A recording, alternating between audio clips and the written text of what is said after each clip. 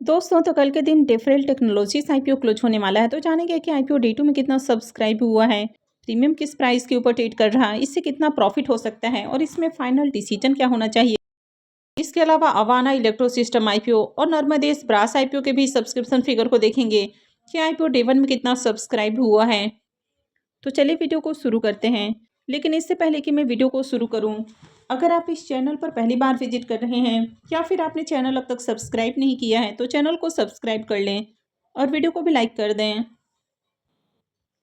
तो पहले बात कर लेते हैं डिफरेंट टेक्नोलॉजीज आईपीओ के बारे में। तो आईपीओ 9 को ही ओपन हुआ था और ये 13 को यानी कि कल के दिन क्लोज होने वाला है। तो कल अप्लाई करने का आखिरी मौका है।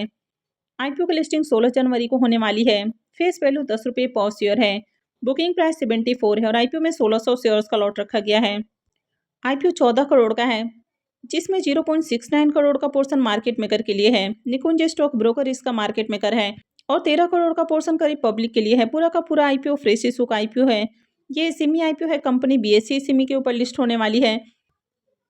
अब इस कंपनी के बिजनेस के बारे में बात करें तो कंपनी रबर के पार्ट्स और कंपोनेंट बनाती है जो कि अलग अलग इंडस्ट्रीज के अंदर यूज किए जाते हैं, जैसे कि ऑटोमोटिव है, रेलवे है, डिफेंस है। यानी कि कंपनी कई तरह के रबर कंपोनेंट बनाती है जो कि अलग अलग इंडस्ट्रीज में यूज किए जाते हैं। कंपनी के अगर फाइनेंशियल को भी देखें तो कंपनी का फाइनेंशियल भी ओके ओके है। कंपनी का एसेट और इनकम बढ़ती हुई देखने को मिला है। अगर कंपनी के प्रॉफिट की बात की जाए तो 24 के मुकाबले 25 में प्रॉफिट के अंदर बम्पर उछाल देखने को मिला है। लेकिन अगर 26 के 2 क्वार्टर में देखें तो कंपनी का जो प्रॉफिट है ये 2 क्वार्टर में थोड़ा कम हुआ है। इबिटा और नेटवर्थ भी बढ़ा है। कंपनी के रिजर्व को देखें तो अभी 5.5 करोड़ के अराउंड कंपनी के पास रिजर्व है। लेकिन अगर कर्ज को देखें तो 12.25 करोड़ से भी ज़्यादा का कर्ज है। तो कर्ज ज़्यादा है तो थोड़ी रिस्की कंपनी है। डिफरेंट टेक्नोलॉजीज आईपीओ के सब्सक्रिप्शन फिगर को देखें तो 2 दिनों में आईपीओ 11 गुना से भी ज़्यादा यानी कि 11.64 टाइम्स सब्सक्राइब हो चुका है। तो आज आईपीओ में बढ़िया एप्लीकेशंस लगा है।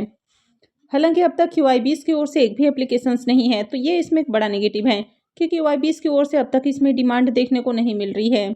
एचएनआईज पोर्शन में IPO 12.10 time, big HNIs portion 11.07 time और small HNIs portion 14.11 time subscribe हुआ है। रिटेलर्स की ओर से आईपीओ को 18.08 टाइम सब्सक्राइब किया गया है। तो अब तक आईपीओ में 3,965 एप्लीकेशंस लग चुका है। तो 2 दिनों में देखें तो ठीक ठाक एप्लीकेशंस लगा है। लेकिन क्यूआईबीज की ओर से अब तक एक भी एप्लीकेशंस नहीं लगा है। अब इसके प्रीमियम को देखें तो इसका प्रीमियम भी पहले से डाउन है, यानी कि प्रीमियम आधा हो चुका है।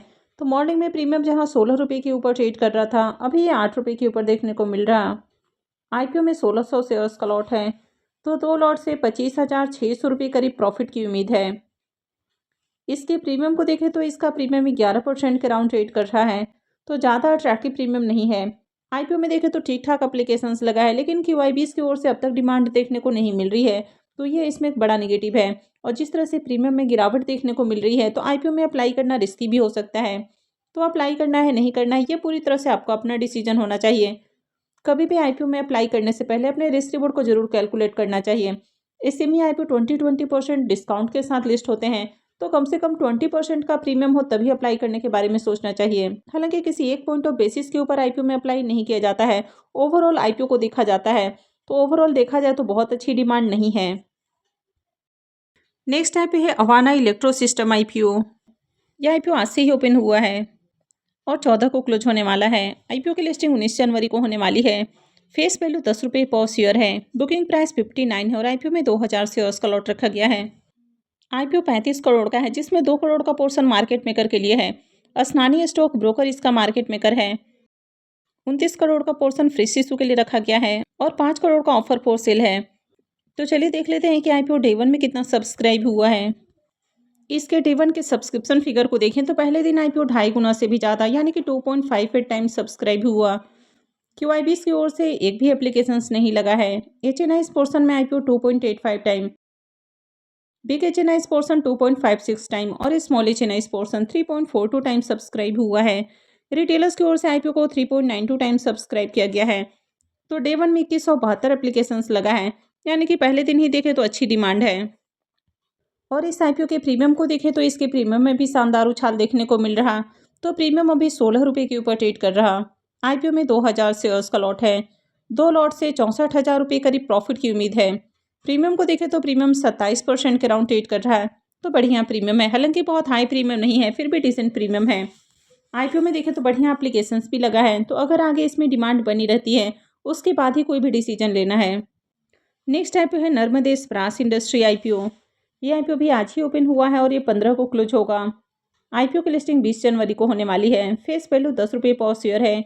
बुकिंग प्राइस 515 है और आईपीओ में 240 शेयर्स का लॉट रखा गया है। आईपीओ 45 करोड़ का है, जिसमें से 2 करोड़ का पोर्शन मार्केट मेकर के लिए है और 34 करोड़ का पोर्शन फ्रेश इशू के लिए रखा गया है।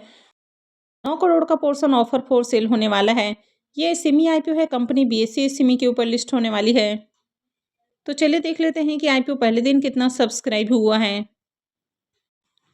आईपीओ के डे 1 के सब्सक्रिप्शन फिगर को देखें तो पहले दिन आईपीओ 1.07 टाइम सब्सक्राइब हुआ, जिसमें एचएनआईएस पोर्शन 1.93 टाइम और रिटेल पोर्शन में आईपीओ 0.07 टाइम सब्सक्राइब हुआ है। तो मात्र 311 एप्लीकेशंस पहले दिन लगा है, यानी कि मार्केट में अच्छी डिमांड इस आईपीओ की नहीं है।